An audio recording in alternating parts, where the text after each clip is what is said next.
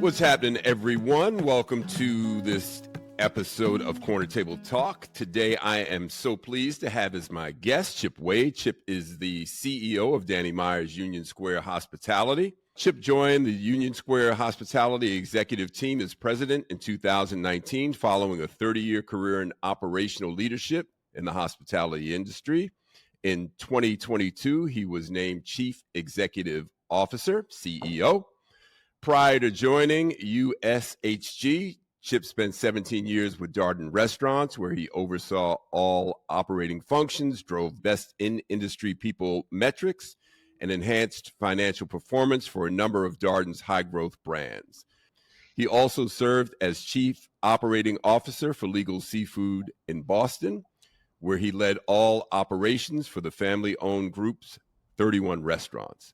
A Pennsylvania native, Chip got his culinary degree from Johnson & Wales, his BS from Widener University, and his MBA from the University of Texas at Dallas. And I want to give a shout out to my man, Eric Williams of the Stone Williams Group, for connecting me with Chip. Thank you, E. Chip, welcome, man. We got you on Corner Table Talk. How you doing? Brad, I couldn't be better. Delighted to be here. I've been a big fan of yours for years, and it's an honor to spend some time with you. Oh, thank you, brother. So I'm going to jump in here. I've got two what I call short order questions. I'm sure you're familiar with that terminology, so we'll just dive in. What are you listening to, Chip, musically? What's in your earbuds these days? Yeah, these days I've been really getting back to mid-'70s R&B. So I've been listening to a lot of Phoebe Snow. I've been listening to Gil Scott-Heron. Yes. Obviously, Stevie Wonder. I think his Inner Vision album was probably the best album he ever produced. And then Pat Metheny is always on my playlist. I love that, man. Do you make your own playlists? I do. Yeah. And it's, I love all music. I love talking about music. I'm a big fan of Dave Matthews, right? I think he produces some great music. And I listen to country, George Strait. But right now I'm in this period of mid-'70s and just getting my groove on, if you will. Yeah. Gil is one of my all-time favorites, man. So I always got a little Gil Scott on my playlist. All right, last great meal that you had at a restaurant. Where might that have been? Zuni Cafe in San Francisco. And I had the roasted chicken. I was there 10 days ago or so. And I went there for an early lunch. That is just a fantastic restaurant that's been around, I want to say, at least 45 years. The people are friendly. It's just an iconic restaurant. But their roasted chicken, without question, is the best chicken I've ever had. I'm going to have to go for that, man. You sold me. Chip, People always ask me, and friends, they say, oh, I don't want to cook for you. You're a restaurateur. And they, when you go out, you must start evaluating from the front door. Sometimes I do. How do you approach restaurants, man, when you go in as a customer, as a guest? I got to tell you, I do get asked that question a lot, but 60-70% of my time is an operator. My wife initially, when we were dating, first as a fiance, now my wife, really didn't enjoy dining with me because I was looking at the lighting and the tables and the sound and the vibe and the music. And so when I approach a restaurant, I go there as an operator. I go there because I'm curious and I want to learn. And then I go there as a guest, if you will. Yeah. It's hard to take the restaurateur hat off. I know, man. I know. Yeah. Chip, do you have a pet peeve when you walk in one of your places? Is there something that immediately catches your eye and right away you've got to make an adjustment? Yeah, I have a couple, but first and foremost, I want eye contact from the host, from the maitre d' staff. I want eye contact and I want a big smile. And whether it's my restaurant or someone else's restaurant, that smile, that look, that acknowledgement that says, I see you, if I don't get that, that is a pet peeve of mine. And number two is the restrooms, right? Whether I have to use the restroom or not, I always make a point to go into the restroom. I think the restroom tells you a lot about the operator and how important they think about cleanliness and standards. And like, if you can't keep your restroom clean, probably your office is dirty. The cook line is probably needs to be burnished up. Restrooms are really important to me. Yeah, I'm with Yeah. you on that, man. I'm also big on lighting. I'll walk in and I'll start adjusting the lights if I feel they're not right for the moment. Yeah.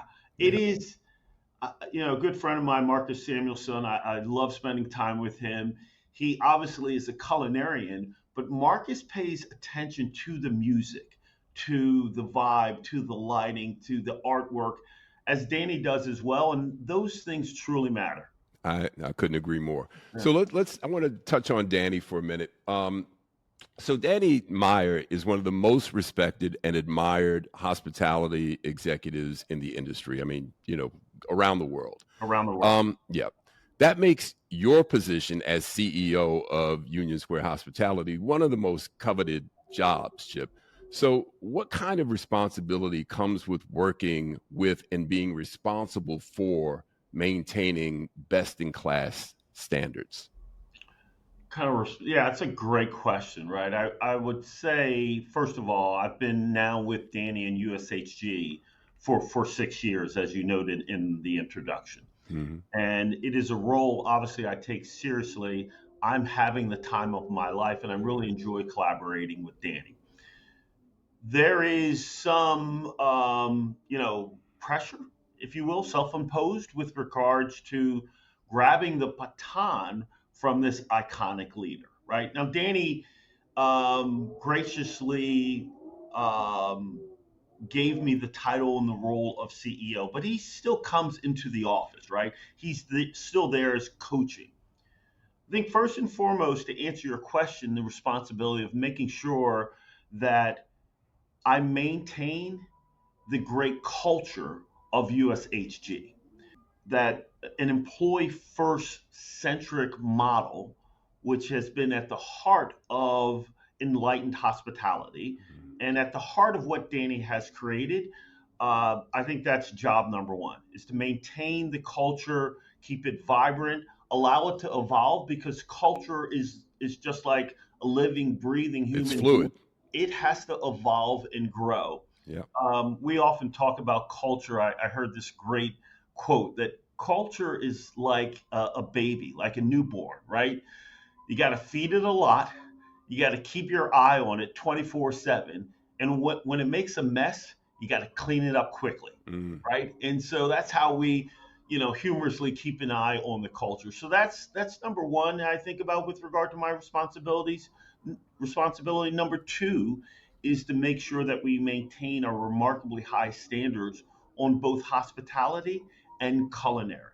And Mhm. so I have the responsibility of making sure that I'm giving constant feedback to our teams, that I'm praising them when they're exceeding the expectations of all of our stakeholders, but also we use this term, right, centering the salt shaker if for some reason the business is out of line, right? And so those are, to me, the two big responsibilities that I have. That's an interesting metaphor, centering the salt shaker. Chip, if you would, you started with USHG as president and then became CEO. Just if you would differentiate those two roles for me. Sure. When I joined, I had, a couple of direct reports. Danny was the CEO, and he retained legal and marketing reporting into him, right? And I assumed all other functions and disciplines, including operations.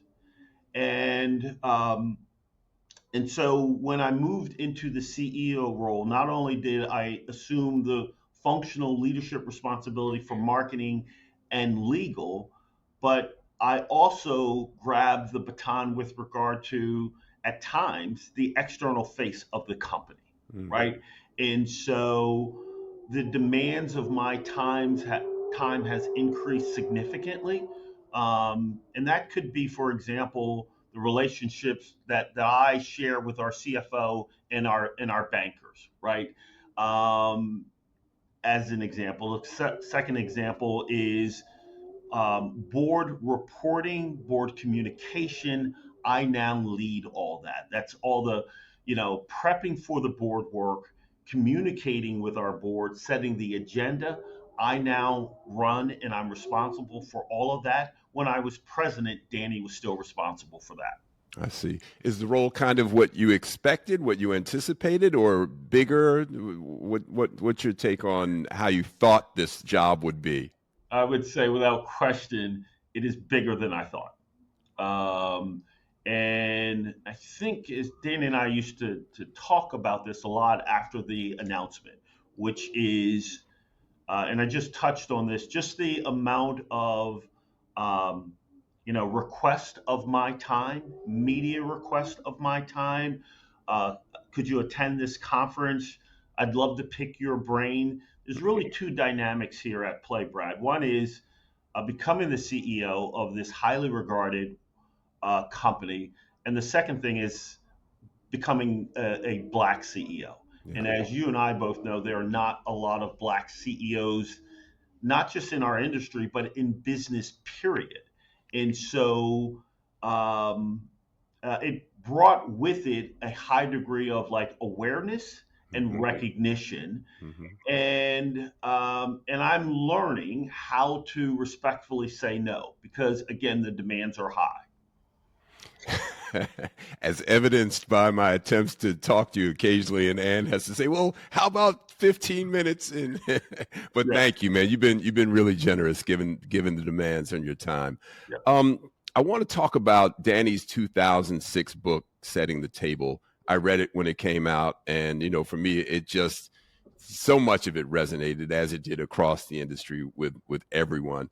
And Danny refers to the term that you spoke of a couple of minutes ago, enlightened hospitality. And you list his book as one of your favorite leadership books. And here we are, Chip, it's 2025. And, again, Enlightened Hospitality was written in 2006. And we talk about how culture is constantly evolving. And I'm curious from your purview as CEO, what does enlightened hospitality look like in 2025? And how do you keep an eye on that from your purview Hmm. as CEO? Yeah, great question. I will begin with I read the book around 2007 and 2008. And like you just indicated, the book literally had a profound impact on me. And I'm a voracious reader. I enjoy reading. Um, and what I saw in the book were thoughts and ideas that I believed in, and it was the first time that you saw it on paper, right? The first time that it came to life. I ended up buying 115 copies of Danny's book, and I gave it to. I was running a division then for Red Lobster, and I gave it to every one of my directors and all 95 of my GMs. And one quirkiness about me. I gave them homework. The only way that I know that they were going to read the book is if I gave them a 15 questionnaire that they had to type the response and send back to me. So I just thought I'd share that.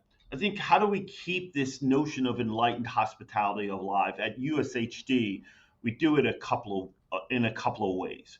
Number one, it's about hiring the right people, right? And we're very disciplined, very focused when we look for executive chefs all the way down to porters, right? And so we talk about these six characteristic traits that are absolutely essential when we're hiring individuals. I'll give you a couple, but we want individuals with a high degree of empathy, right? That they Mhm. are compassionate and caring. We want a strong work ethic.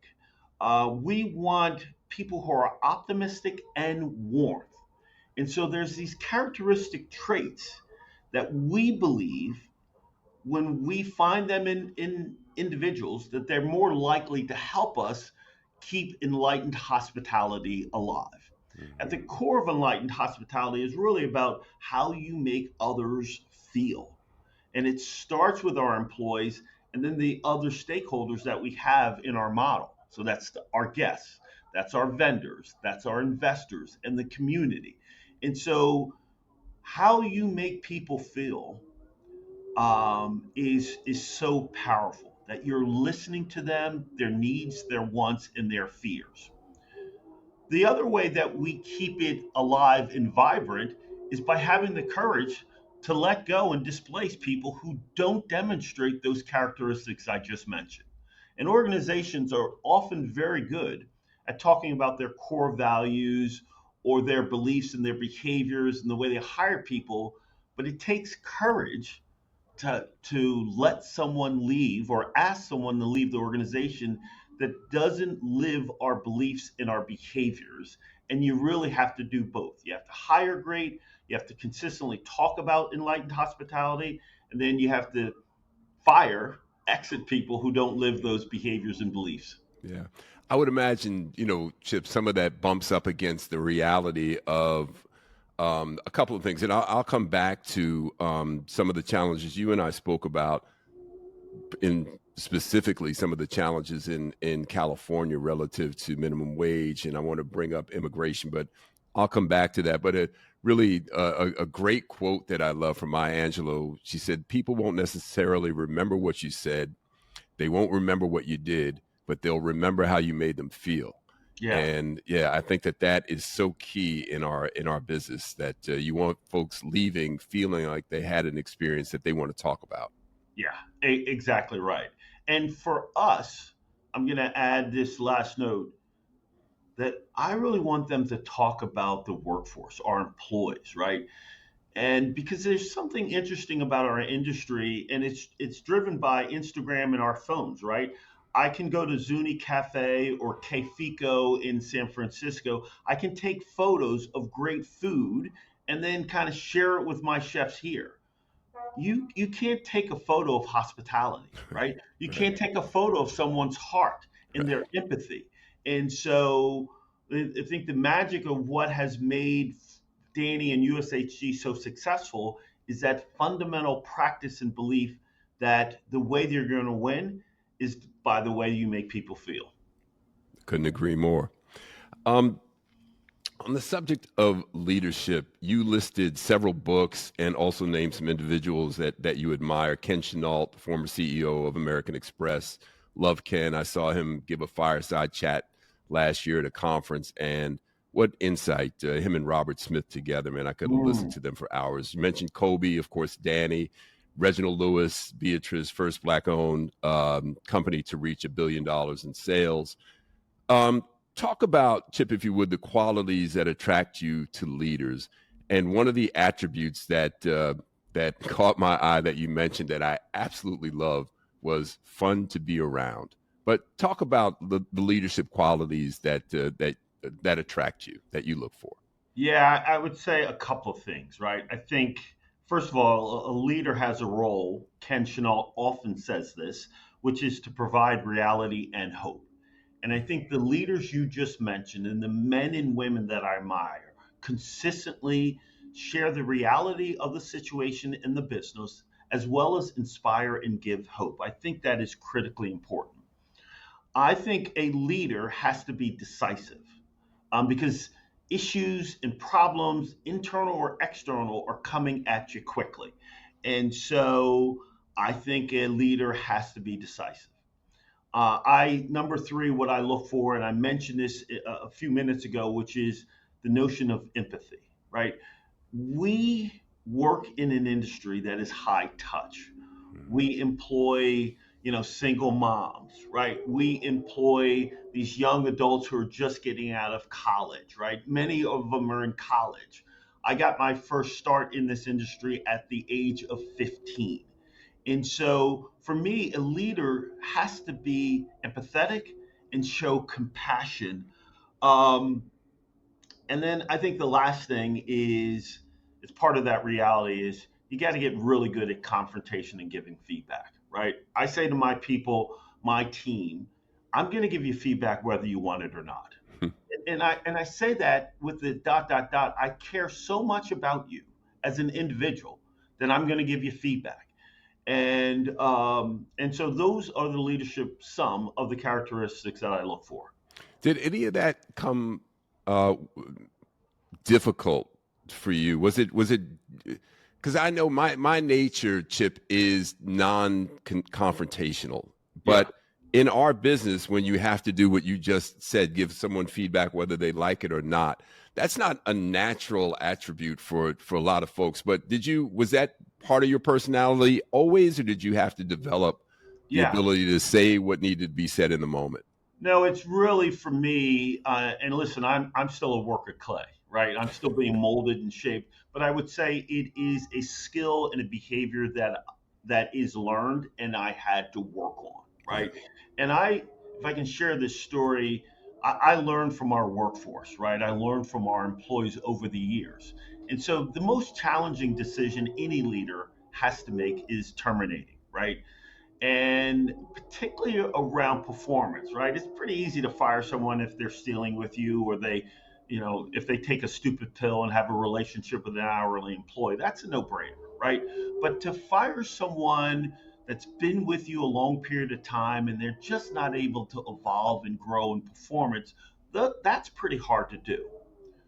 What I've learned over the years is you have to have courage.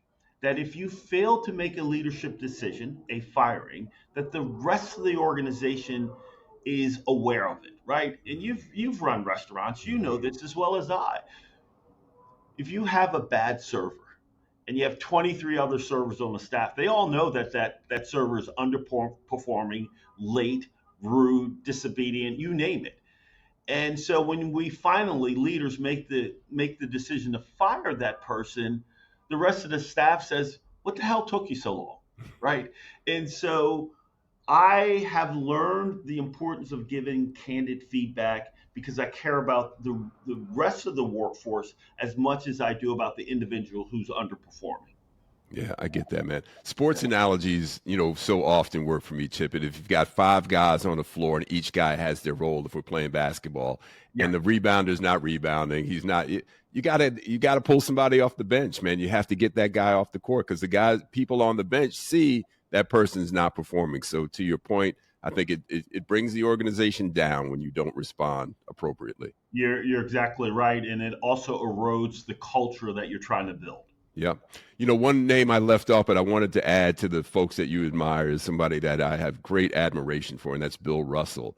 Aside from his extraordinary basketball career, he was also a powerful voice for social justice and civil rights.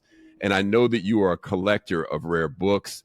In the sample that I saw, you have a deep interest in the journey of Black Americans, and you have a collection on the subject of slavery that dates back to 1857. I mean, I would love to sit in your library for a couple of hours and just absorb some of the stuff that you have in there, Chip. You also have works by some couple of members of the founders of the Black Panther Party, Huey Newton, Bobby Seale, also W.E.B. Du Bois, Gordon Parks, Angela Davis, just to name a few, are all included. So talk about your interest in African American history from the perspective of your rare book collection. Sure. So you mentioned Bill Russell, been a big fan of his. Never had the opportunity to watch him play, but he's won at every level. Very Yep. few people know that. At the Yep. high school level, at the collegiate level, obviously at the pros as a coach. And so I admire winners. There's another name that maybe I failed to mention, which is Clarence Otis, right? As you mentioned, Ken Chenault. Clarence has been a sponsor for me. He's been a mentor, a counselor. So, with regard to my book collection, I'm very passionate about this because I'm curious by nature, number one, and I like to learn. I was probably 27 when I read Malcolm X's autobiography, 27 or 28, and co-authored by Alex Haley, and it had a huge impact on me. And because I'm curious, I went to find other writings by other Black Panther leaders. I was 5 or 6 years old when the Black Panther movement was at its peak. What I learned, like most Americans, black and white, what we learned about the Black Panther movement was what we saw on the press. And it never placed the Black Panther leaders in the movement in a favorable light, right? It was always negative, militant. But they failed to cover the impact that the Black Panther movement and the leaders had on our communities. And Sure. as I'm reading some of this material, I thought, like, holy shit, excuse my candor. Like, A, how come I didn't know this? And it just fed my appetite to read more.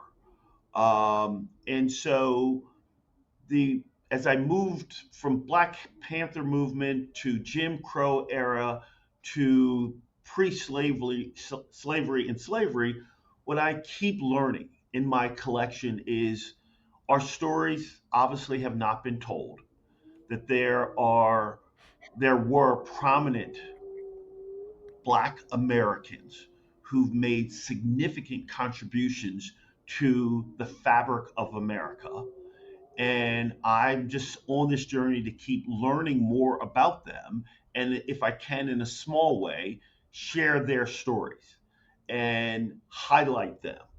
And I think this is important. Some of the gentlemen that you and I talked about, whether it's Clarence or Ken, Bill Lewis, those leaders are all standing on the shoulders of Vernon Jordan, right? Now, I feel like I'm in the position to stand on their shoulders. But the part about my collection and the history is acknowledging that there were prominent men and women that Vernon stood on, and we just don't know them. That's heavy. Chip, what impact do you think it has on society, Black society, society as a whole, when we don't get to hear these stories, when we don't know about these stories? You know, I lived in Los Angeles for 30 years after moving there from New York. I only, since the wildfires, found out about Altadena and its significant Black community, multi-generational Black community, and how they were affected by redlining and these stories that don't get told. How do you think that the limited knowledge of people and events affect us? Well, I think it affects individuals. I think it affects communities, and then I think it affects the fabric of the United States. And it affects us in the ways because we remain ignorant to our history, and we remain blind to the people and the events and how they shaped America. And then we can't grow as an individual if we're not welcoming different ideas and different perspectives, if we're not welcoming the history of the United States. And so we just become, at the bottom line, Brad, an ignorant society. Yeah. And then when we become ignorant, we then become indifferent. Mm-hmm. And then we won't take action to evolve and mature as an individual, as communities, and then as the United States. And back to that word that you brought up earlier, there's a lack of empathy Yes. Yeah. that comes And as a result. yeah, exactly right. And Yeah. so, we have to, this is me philosophically, right? This idea of how do we care more for mankind, right? How do we care about them, their trials, their tribulations, and how do we help each other? Individuals, you mentioned teams. Teams win when they care for each other. When you put the, your community ahead of yourself, everyone wins. I firmly believe that. Yeah, I couldn't agree more. A little off subject here, but the NCAA basketball tournament is just starting, getting underway, and my wife has a hard time peeling me away from the TV when it's on. But Chip, to me, everything aside, arguing about whether college athletes should be paid, shouldn't be paid. When I look at those games and I look into the stands and I see Americans side by side cheering on these young kids and these kids playing their hearts out, one Mm. game elimination, and I see mixed race couples, mixed race kids, just it's a unifying event for me. And I that's one of the times I feel the best about this country and its potential. Yeah, I would add to that, and I would agree. We're a big sports family. We're a big hospitality family. I have two sons. One is in the business of sports. He's an assistant coach. My other son is in the business of hospitality. And I think sports has a way of galvanizing and connecting us. I think music, great music, has that same effect, right? I think about Beyonce and her album, her country and western album. I forget the name of it. I should know the title, but it escapes me. I think she has opened eyes to folks who just love great country music and they don't really care about the color. It's just like, Mm-hmm. give me some great entertainment, give me great music, give me great action on the field, and I don't care what color the person is. Yeah. Yeah, no, I'm with you on that. I want to turn this back around to hospitality. You know, we opened our last restaurant in Los Angeles in 2012 in an area, Baldwin Hills, South Los Angeles, predominantly African American community. And you know, we ran our normal ads at the time. It was primarily Craigslist for hiring. 50 or 60 or so people showed up. 5 potential African American employees, and I knew 3 of them from previous work. Um, I'm curious from your point of view. Um, and let me back. I know that Clarence. You mentioned Clarence, Mm-hmm. Clarence Otis, former CEO of Darden, and I know I had him as a guest on. In fact, he just preceded you, and I know that you worked with him, and he had to have had a big impact on your career. So before I ask the broader question, let me ask you what impact working with Clarence had on you, and then I'll come back to my industry question. Yeah. So first of all, I'm going to state something that we say a lot in the Black community, and it is germane also to women, right? Which is, if you can't see it, you can't believe it. And so for me, I was probably in my late 30s when I joined Darden Restaurants. Clarence then was the EVP and Chief Financial Officer. Um, and so there's power in seeing a prominent, for me, prominent Black leader in that critical position. Um, I was on the Olive Garden brand leading design and construction, and I walked into one of my very first meetings of all of the operators leaders with Olive Garden. And at this point, I'd probably been 15 years in my career and spent a good portion at TGI Fridays. And I had never seen a Black vice president. And so I walk into this Olive Garden meeting, and then there's a man named Doug Green, who Mm-hmm. later became my boss and today is a good friend. And I got to tell you, right, I just like, okay, this feels good. There's comfort there. Mm-hmm. And so, with regard to Clarence, it was, I get to see a leader. I later had the opportunity to work directly for Clarence when he became the president of Smoky Bones. And so I watched his behavior, I watched his preparation. I watched how he led the senior leadership team meeting, and so it's just kind of learning that learning in real time. Um, and so we can't underestimate the power of that. Sure, sure. You know, having been in the business for many decades, as have you, you know, I've certainly seen the growth of people of color, Black folks participating in hospitality. Black chefs are winning James Beard Awards. There's more inclusion in the media. As a Black hospitality executive with 30 plus years and counting experience, how do you view, Chip, the appeal of the industry, the hospitality industry to young Black folks? Are you seeing an uptick in the pursuit of careers in hospitality? The answer is yes. And so I view it with an optimistic lens, and it gives me a sense of fulfillment and pride, right? I also am very fortunate to be on the board of trustees for Johnson and Wales University. And so I'm able to see these young adults, they're 17 and 18, as they're starting their hospitality or culinary career. And they have been watching Marcus's of the world and others that you've noted on Food Network or the magazines, and they aspire to move into the industry, be it culinary or hospitality. So I view it as very positive.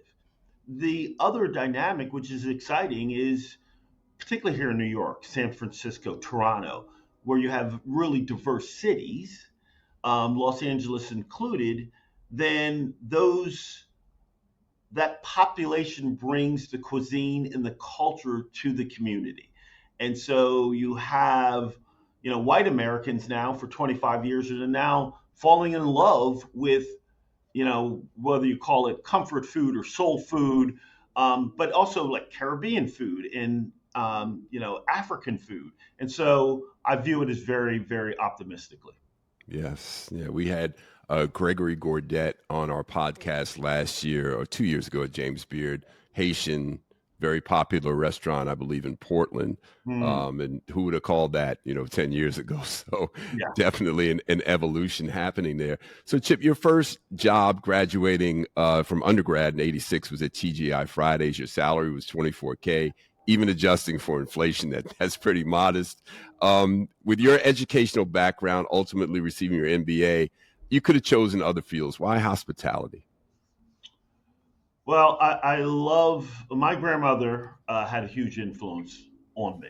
My grandmother was born in Birmingham, Alabama, and she migrated north as a preteen, 14 or 15 years old when she migrated to the north. And so I watched my grandmother, who helped to raise us. Again, I was raised by a single mom. When my mom was working 2 and 3 jobs, we were at our grandparents' house. And so the being in the kitchen with my grandmother and watching her cook, not only did she influence me, but watching her serve her husband, right, hospitality, who worked hard at a factory, but she proudly would prepare his plate. When I came home from culinary school, often, Thanksgiving break or spring break, whatever, before I went to my mom's house, I went to my grandmother's house. And she said, come on in. She'd give me a big hug and she'd say, what do you want to eat? And so I would say, Grandma, I ate on the plane. I'm not hungry. And she said, boy, I'm going to cook you something. What do you want to eat? Right. And so I could have gone into any industry, but there is power in our industry. Food connects people. Mm-hmm. And, um, and I like being with people. I like connecting with people, and there's power in food and hospitality. And that's why I got into this industry, and it's why I stayed. Well, we're all grateful that you did. Yeah. So I'm going to dip my toe a little bit here in politics. I'm not going to put you on the spot, but this is something that, topic of discussion for a lot of folks I know. So you list Reginald Lewis as an influence, and he took part, I didn't know this until recently, in a summer program at Harvard that was initiated by the Rockefeller Foundation. And the purpose of the program was to introduce studying law to African-American students. Reginald was so impressive in the program. He's the only person in the school's 148-year history to be accepted into Harvard Law without even applying. So that's not to say there wouldn't have been a Reginald Lewis without that program. Clearly, he would have found a way. But it did get him noticed, Chip. Has the aggressive pushback against DEI affected Union Square hospitality in any way, or you personally in any way? Well, to be candid with you, the answer is yes and yes, right? Me personally, initially, Brad, I was saddened, right? It just pulls at your heart when you think about all of the work as a nation, as a people that we did from, Brown versus Board of Education to the civil rights laws that were passed in the mid 60s. There was 20 years of struggle and work to make sure that we as a people were recognized and understand that we could and have contributed to society. Mm-hmm. And so I was saddened by that. My heart was broken by the recent kind of pushback. Now, that sadness has now turned to optimism because I quickly said, like, as a people and as a nation, we've been through this before. No one likes to go backwards, and it feels like we are. But the reality is, we have navigated through setbacks and difficulties before. Individuals at the local level, some politicians have stepped up, and I'm confident that today and in the future that there is work behind the scenes recognizing where we are, that we will get back on the right track, to use that term, and move the country forward. But there's no denying that this is the topic of the day and that it has impacted individuals and organizations. For USHG, we're firm on our commitment to diversity and inclusion, right? And we don't run away from it. We continue to stay focused on making sure that our workforce looks like the city of New York. Mm-hmm. And the reality is that our guests care and matter about inclusion, hospitality, and diversity. And so for us, it means that we continue the dialogue internally. I should say it elevated in a way. Your question was, has it impacted me in USHG? For USHG, we're elevating the conversation. Mm-hmm. We are continuing to take action to make sure that our workforce, again, looks like the city of New York, that we're giving individuals, Hispanic, Asian Americans, Black Americans, women, a seat at the table. And so I think this idea that at the end of the day, we have to keep reminding people that the data is in, man, right? All the empirical research is in. It's been done. You name it, Bain, McKinsey. When companies, when organizations have diversity, have a diverse organization, they are going to win financially, right? It's just like this simple idea that if we're trying to field a team and you field a team with middle-aged white men and I field a team with Asian, Black, Hispanics, I'm going to win. I'm going to win every time. Mm-hmm. And so, whether that is qualitative or quantitative, for me and my business, I know that we're going to win. Chip, staying here for another question or subject. So you and I are close enough in age. I'm a little bit older than you, but we're products of our families, our fathers, mothers who fought for civil rights. Mm-hmm. And I often have this conversation with some of my friends my age that has our generation of Black men and women done enough? I mean, we certainly benefited by going to the schools that our parents fought for us to be able to go to. We even integrated the restaurants that they had yet to integrate. And this is as recent as the 70s and the 80s, I can remember in New York, where finally we started to trickle out into these places, sometimes at the detriment to Black-owned businesses, right? Because then all of a sudden a lot of that trade went elsewhere. But we have benefited with the jobs and what have you as a result of the struggle for civil rights. Have we done enough? Are we doing enough? Is our leadership, what's our leadership look like right now? Yeah, so a couple things. Have we done enough? I'm going to say no, right? Have I done enough? I would say I haven't, and I think our generation could do more, and maybe should have done more, however you want to define more. With regard to our leadership, I think the idea in the Black community that the idea of waiting for, and you hear this and you read about this for decades now, which is like, who is the next ML King, right? Who's the singular Black leader that will speak on behalf of the Black community? Well, I think that's a false narrative, and we should not expect that. I think that we have a number of prominent Black leaders in government. Warnock, the senator from Raphael Warnock. Raphael Warnock, thank you, from Georgia. I think of we've got leadership in politics. We have leadership in universities. We have leadership in business, and I think what we should do and what needs to do is to elevate their voices and elevate their presence. Mhm. And I could play a role. I just finished a session in collaboration with NYU recently where I hosted 80 students, and I, in celebration of Black History Month, had a full day workshop and seminars and networking with some of the more prominent Black leaders and chefs that came to New York and supported. And so, listen, Rosalind Brewer, Melody Hobson, Rashida Jones, who's the president of MSNBC, right? These are prominent Black leaders that work today in key roles and behind the scenes, but many Americans don't know them. Mhm.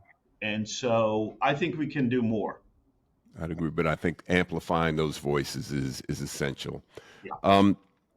So turning on a more personal note, you have Brad, a can I couple. add, can I Yeah, add one more please, thing, Brad? please, Which is yes. irritant that I Mhm. have, which is we in the Black community and society at large, we celebrate sports heroes, right? When you ask a young white 15-year-old, they're going to point you to maybe a rapper, maybe to a sports figure, right?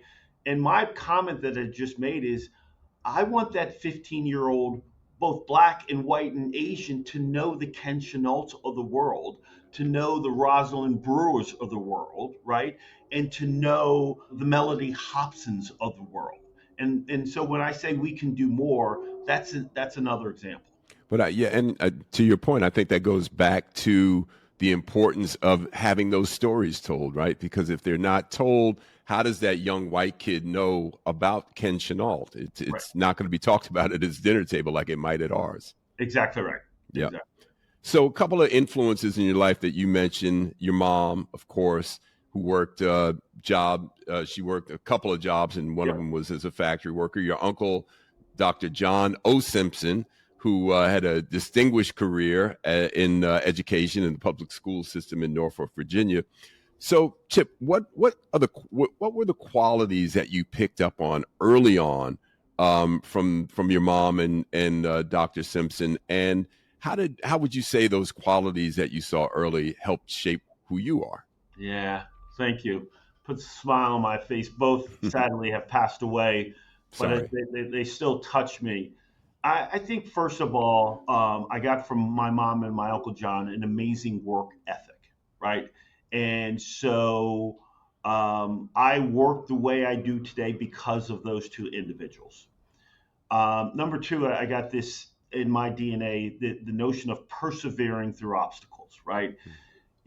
Again, my father left my mom when I was five-ish, my younger brother. And so my mom just okay, I'm going to figure this out.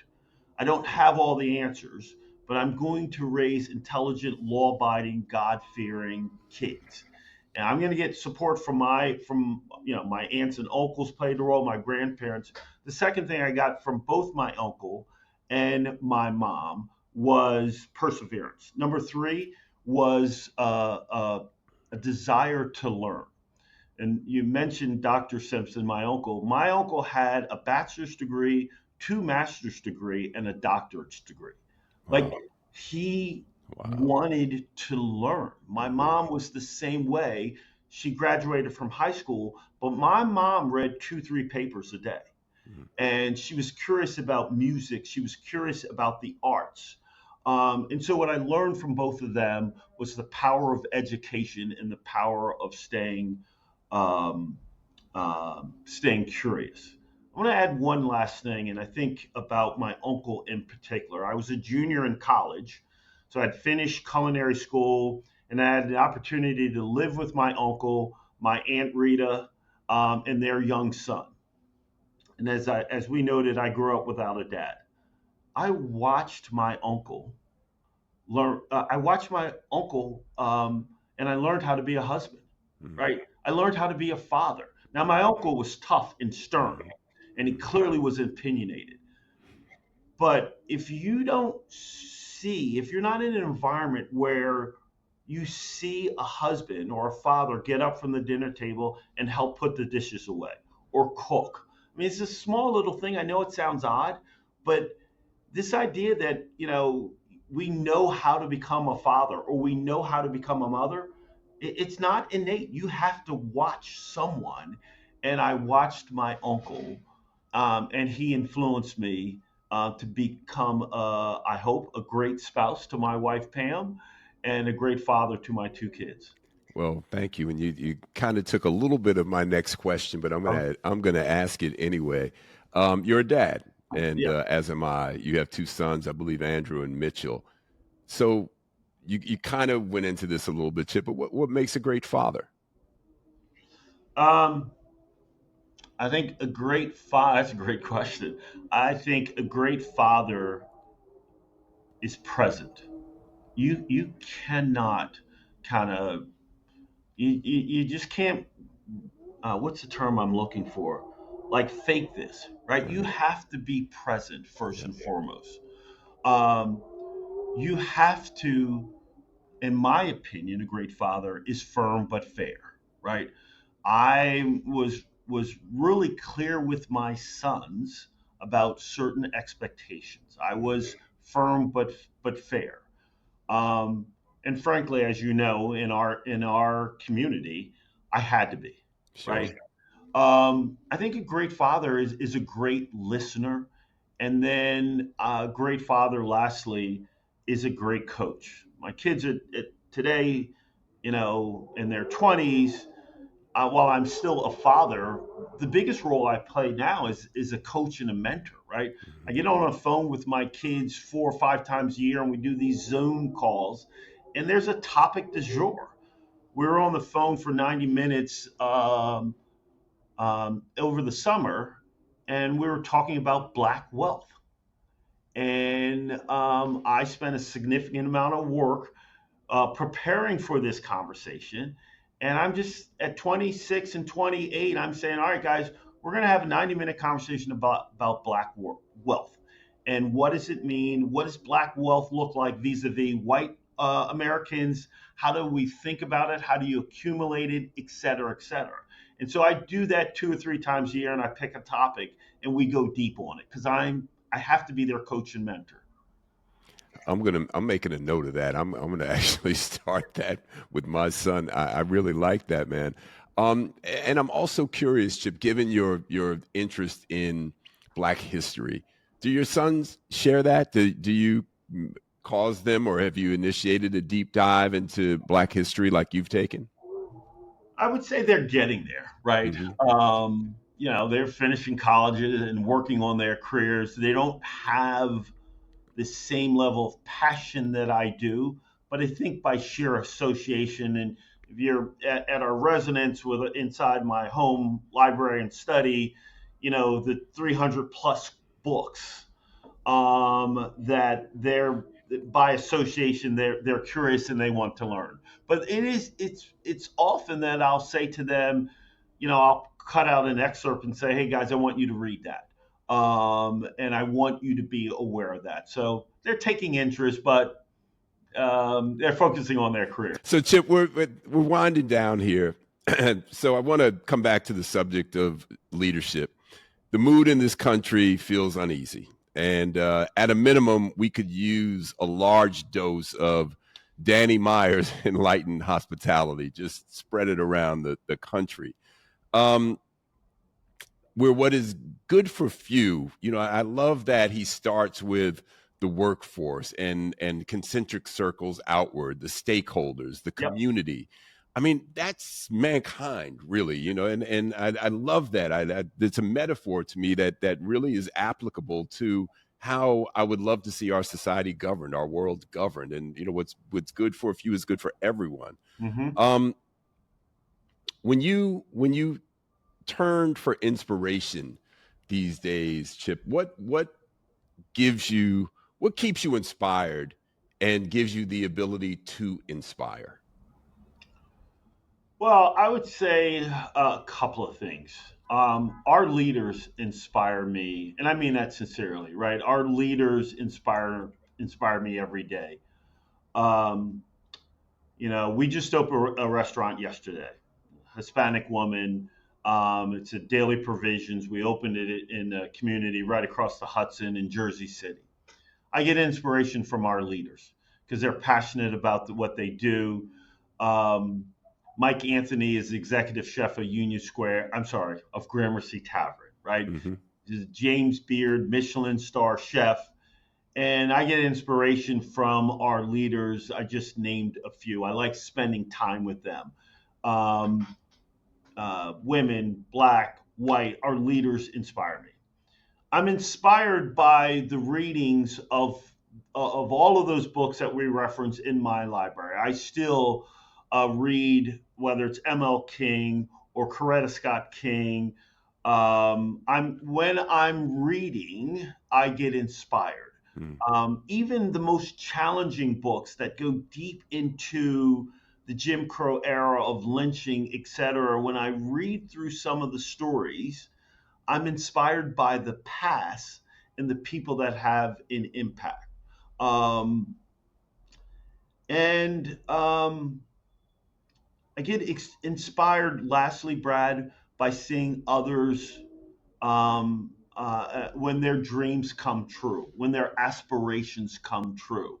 And that gives me great inspiration. And I like hanging around with people who are warm and optimistic, who dream big and then kind of chase their dream. And so those three influences help shape me, they inspire me. And then I hope what I do is kind of share that inspiration, share that hope today and moving forward. Last night, I had the opportunity to speak to 25 students at NYU. The class was dominated by young females. They're graduate students, and it's a class on hospitality. And I'm inspired by them, but I was also giving them hope and inspiration for our future. Wow, Danny Meyer is a smart man. Chip Wade in charge. Chip, a last question. It's a little, kind of lighthearted, but I'm sure someone out there is listening and wants to know. They want to open a restaurant. What would you tell them? Man, I would tell them to do it, right? I love it when people dream and dream big. So I would say do it and follow your love. Not your passion, right? I think people have to follow their love, so I would tell them to do that. I would tell them to understand the importance of culture and people, right? Always start with people and surround yourself with great people, because those people can help inspire you and bring insights, ideas, and shares. And the last thing I would tell them is know your numbers, know the business of restaurant, right? Understand the power of the P&L, understand how you make money, right? Because if you just follow the love and then you follow your passion and you find the right people, but you fail to understand the business of hospitality in restaurants, you won't prosper and succeed. I'm sure my wife, Linda, who is off screen as a producer, is chuckling here because she's a CPA, Chip, and she came into my life about 20 years ago and changed my bottom line. I could have used her 20 years earlier, but just the same, man. But yeah, that financial discipline piece is an important one. Yeah. Chip Wade, I hope to end up on the court, maybe me, you, and Eric shooting a little horse one of these days, man, and look forward to that. But, brother, I so appreciate you, man, and really admire what you do. Thank you for making the time today. Well, I appreciate it. Thank you, man. You, Eric, and I may be a bit slower than we were, but I look forward to that game as well. My man. All right, brother. Thanks, Chip. All the best. Thank you. Take care.